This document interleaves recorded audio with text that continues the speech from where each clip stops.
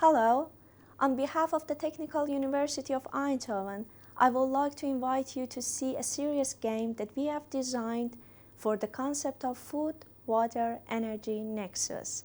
This game is part of a European project called Crunch and is funded by European Commission and NWO. Thanks and enjoy watching.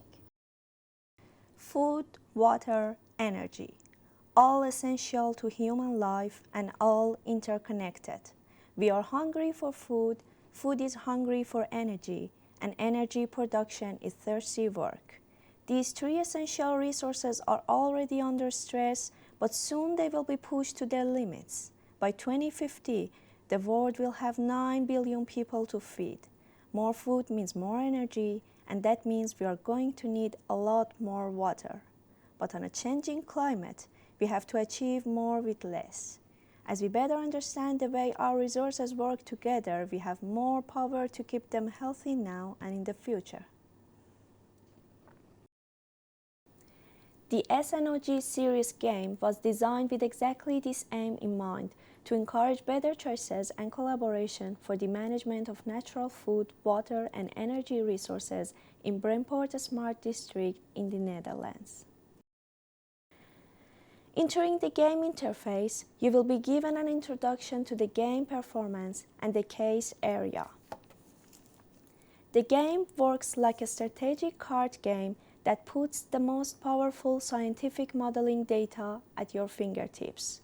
Players, by deciding which is the right policy to implement, try to satisfy the local demand for food, water, and energy while managing the resources' sustainability. In order to give you an insight on how to do so, you will be given a likely optimum set of policy cards distributed across the grids. Having such an insight in mind, you can put a whole new perspective on the case and develop new resource management scenarios. You will be given 10 policy cards in the game, which are attributed by different characteristics. The policy cards are attributed by the contribution rate towards carbon emission reduction, the minimum work required to bring the living environment into equilibrium, and the minimum possible interference with the current development plans of the area. To play, you can create a new scenario by pressing the Create New button. A new scenario is created, and geographically you can distribute policy cards within the region and see how these policies affect the resources and the environment over 10-year increments. By pressing on each policy card, you can see the description about the associated policy action and the temporal scope of its implementation. It includes the activation time and the longevity of the policy. To find out how many of each policy card you need, the game provides you with a Scenario Planning tab.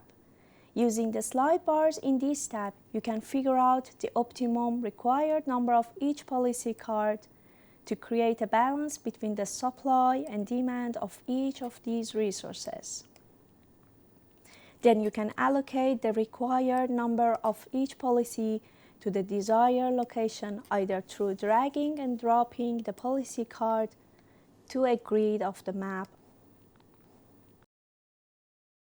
while selecting the grid that you are interested in assigning that policy card to that location.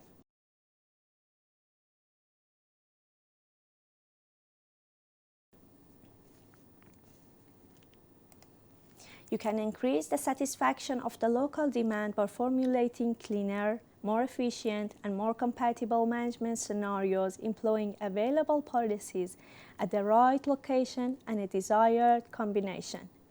During each round of scenario development, you have been given the opportunity to look at the consequences of applying different policies.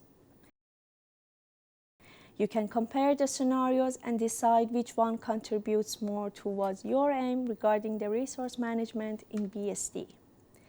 Meanwhile, the game assigns some constraint to your policies. All policy cards are not compatible with all land use types in the area. you will be given a pop-up notification about that. In addition, some policies need to be allocated within a specific distance from each other. Moreover, only some policies can be combined. Grids have been given different colors, green, yellow, and red, to alert you to the validity of your choice of action. Your performance in the game is measured in terms of the overall resilience of the system and the extent to which your choices contribute to climate change control.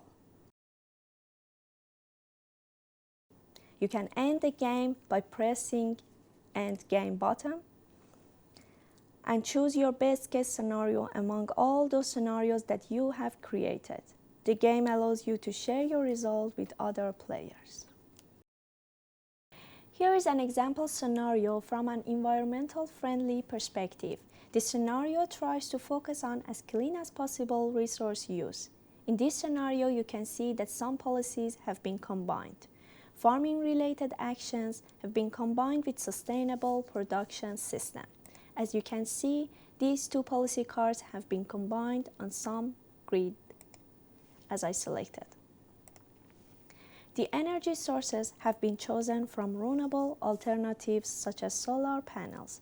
More importantly, the aim of clean energy generation is combined with awareness-raising efforts. The solar power rooftop action is combined with the energy-saving household behavior plans. This way, the society is engaged with resource management plans and helps to advance the chance of success. On the other side, in order to satisfy the demand for the resources as much as possible locally, this scenario includes policies that focus on local resources. Rainwater harvesting, draining garden design, and local urban gardening are examples of these policies that help this scenario to meet the demand locally. By comparing the results of this scenario with the optimized one provided by the game, you can see that to some extent our contribution towards carbon emission reduction and the socio-ecological integrity has been increased.